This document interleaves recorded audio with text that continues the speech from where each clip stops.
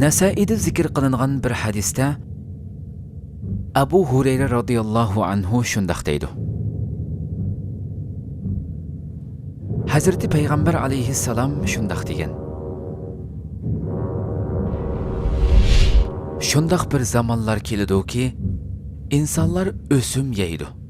Hatto o'sim yemisimi, uningga chang to'zonlari yo'qidi. Payg'ambarimiz xabar bergan insonlar o'sim yeydigan, yemiganlarga-mu uning chang to'zonlari yo'qqan asr har holda bu asr bo'lsa kerak. Bu asrning insonlari o'simga kredi, ya'ni bank qarzi ismini taqib, qolaylik bilan o'sim bermoqda va olmoqda.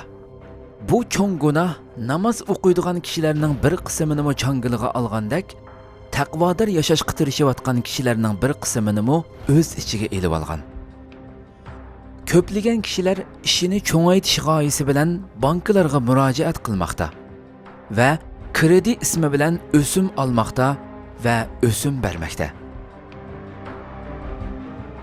O'sim yemaganlarga kelsak, ularga buning chang to'zonlari yo'qmoqda. Ya'ni yoki yeyotgan bolkini ishlab chiqargan zavod bu bolkalarni o'sim bilan ishlab chiqaradi. Yoki kiyayotgan kiyimini ishlab chiqargan fabrika bu kiyimlarni o'sim bilan tikib chiqadi. Yoki u setib olgan uyni bino qilg'uchi uni o'sim bilan bino qiladi. Ba'zida uyni bino qilgan kishi bankidan o'sim olgan bir kishiga uyni sotadi. Buningga o'xshash o'nligan muomala o'sim yiguvchilar bilan va mahsulotlarni o'simlik pullar bilan ishlab chiqaruvchilar bilan qilinadi.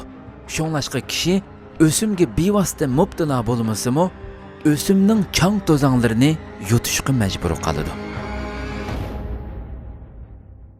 Ya rajal